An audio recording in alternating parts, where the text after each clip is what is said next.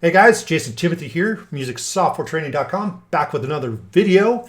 And today what we're going to get into are fighting frequencies, two or more sounds that are fighting with each other to be heard. And when they're both playing at the same time, one usually masks the other. So I want to share a few ways that you can unmask these parts and help separate these parts so that they can be heard more clearly, or the prominent part that you want to be heard can be heard more prominently. Let me give you an example.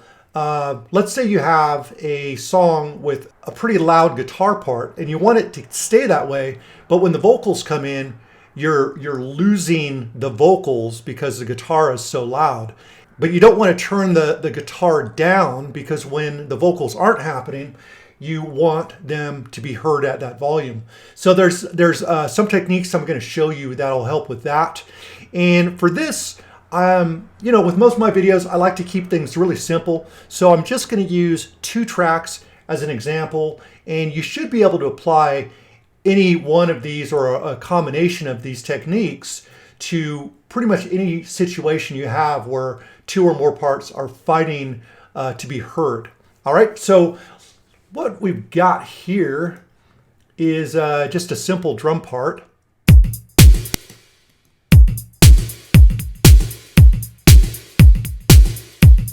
Nothing special.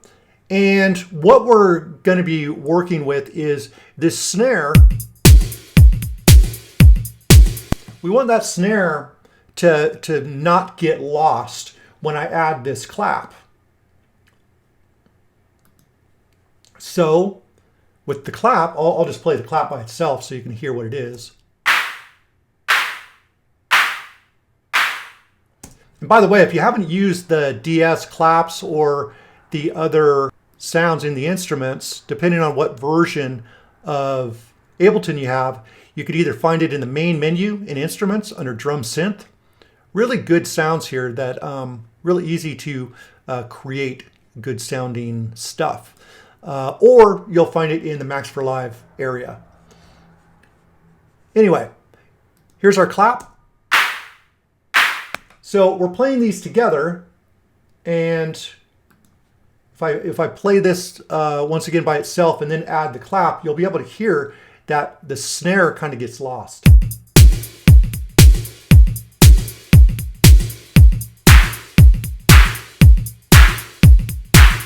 All right. So that's what we're going to use as our example of fighting frequencies. And once again, this could apply to anything that's fighting. One of these techniques will help, or you might want to use a combination of the techniques. So let's start with the easiest approach to getting some separation between 2 different parts. And that would be your panning, all right? And it doesn't need to be really wide panning. What we've got here, I've got the snare drum of our drum part. So let's just bring that over to the left by about 10. 11's fine. And then we'll do the clap on the opposite side, 11. Now in some cases you can move like 3 or 4 to the right and 3 or 4 to the left on 2 different parts and still get enough separation where you get some clarity. So it's up to you. But in this case, I'm just making things a little bit more extreme so it's more noticeable. So if I play this now, you should be able to hear a little bit more clarity of the snare a little bit to the left and the clap a little bit to the right. You're probably going to want to wear headphones for this.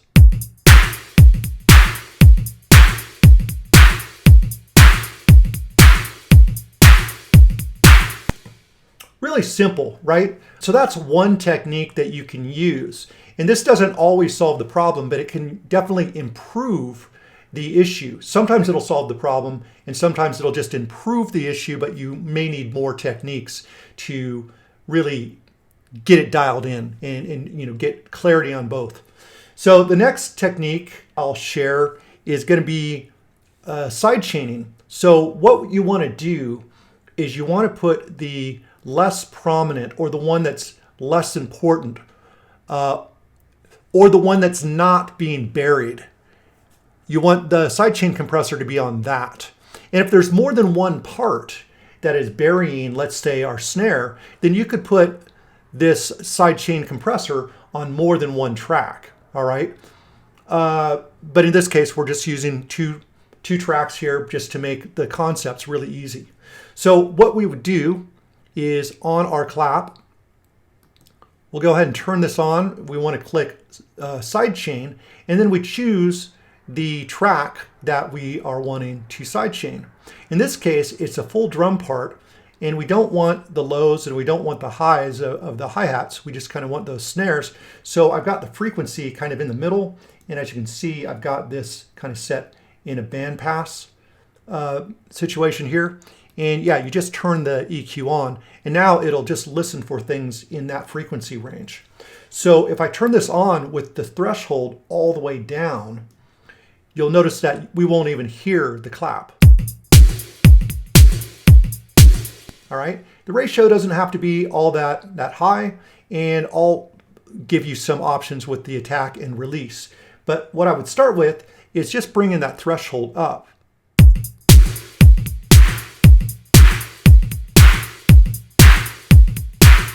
And we can turn this on and off to really hear the difference of clarity.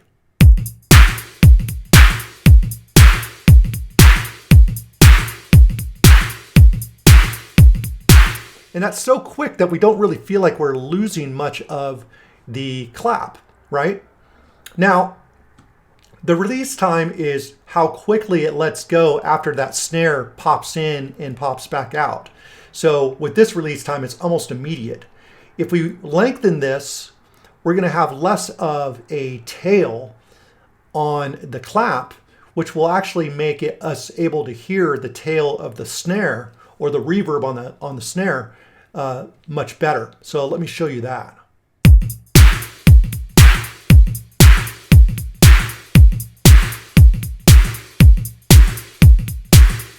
And right around that 200 millisecond, you notice kind of a trade-off between the tail of the clap and the tail of the snare. So that's a good way that you can kind of control which one you want more prominent, right?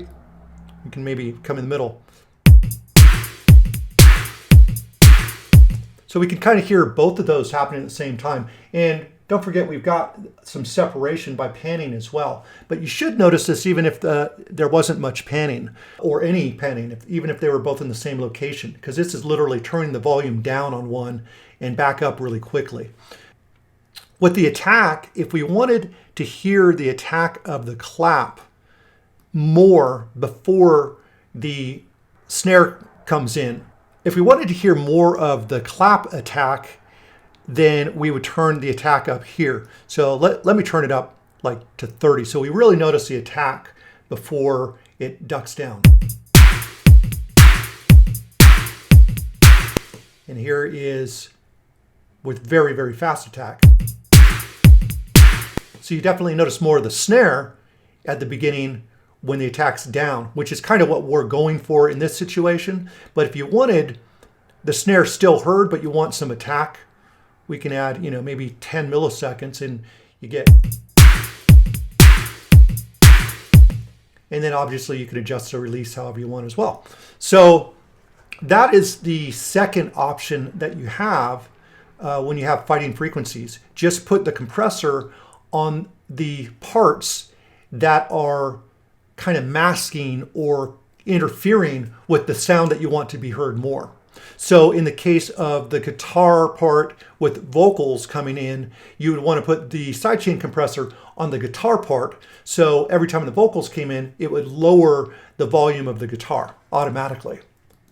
And depending on your threshold, it could be really transparent or really noticeable. Usually with vocal and guitar, you want it to be pretty transparent. So you want to start with a low level of threshold and then slowly bring it down until you get the result that you're going for. Next, we have EQ, and basically what we're doing is we're finding that sweet spot on the sound that we want to be heard. Now, by boosting that, it's automatically going to help with clarity, but I'm going to give you a second part of the technique. So the first thing we'll do is we kind of sweep until we find that nice part that really helps the sound cut through.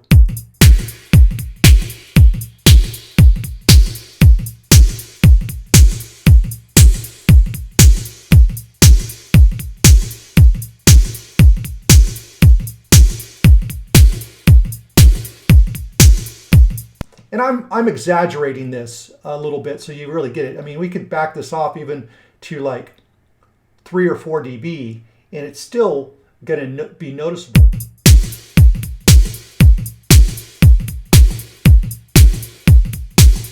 But let's turn it up to about 6 so we can really hear the difference. So after we do this, what we'll do is we'll copy this, okay? And we'll paste it over on our clap or whatever the part that's interfering. And what we do is we reverse it. We turn the gain down on this one here in the exact same spot. So it leaves more room for the snare. So with this, you should notice more clarity in the snare and also more of the reverb. So here's what I'm going to do. Let me go to key, and I'm going to just type a 2 here, and then I'll go over here and I'll type a 2 here. That way I can do kind of a before after. So this is with both of them off.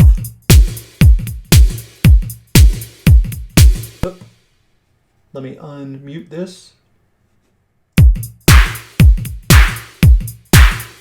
So this is before, and here's after.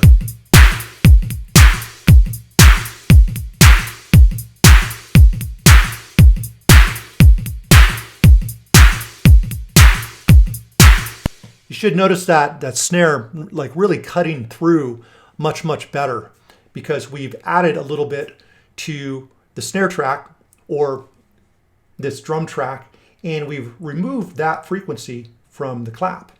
And that's a great way that you can get more separation. Now, what you could also do is if you wanted both of them to be heard, you could actually come over to the clap, right? And find a different frequency where the clap kind of cuts through nicely.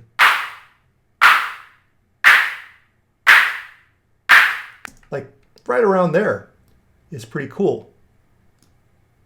So we'll back that off a little bit. And then this is 1.7 kilohertz. So we'll come over here.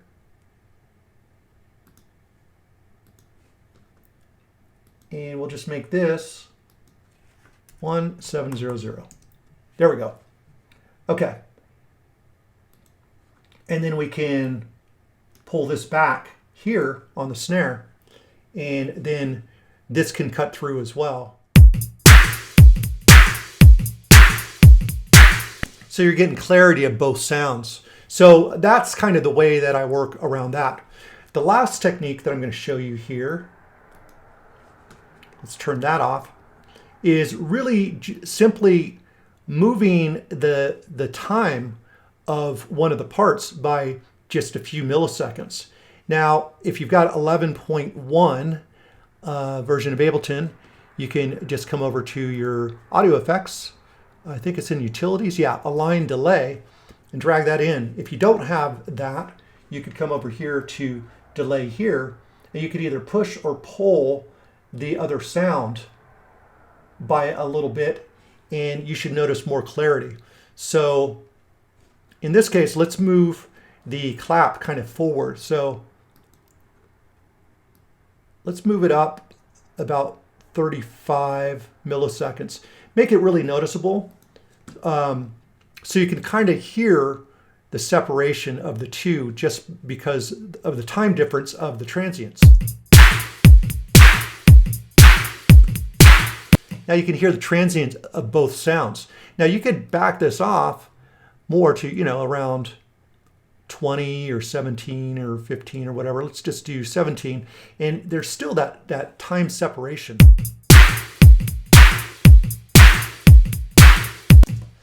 And that will give you some clarity on both parts as well. Now, Now, like I said earlier, you may want to use more than one of these techniques to really get the result you're looking for. But I think within these 4 techniques, you should be able to solve almost any one of your issues when it comes to fighting frequencies or battling for the same EQ range. So with that, guys, I hope you enjoyed the video. I'll be back tomorrow.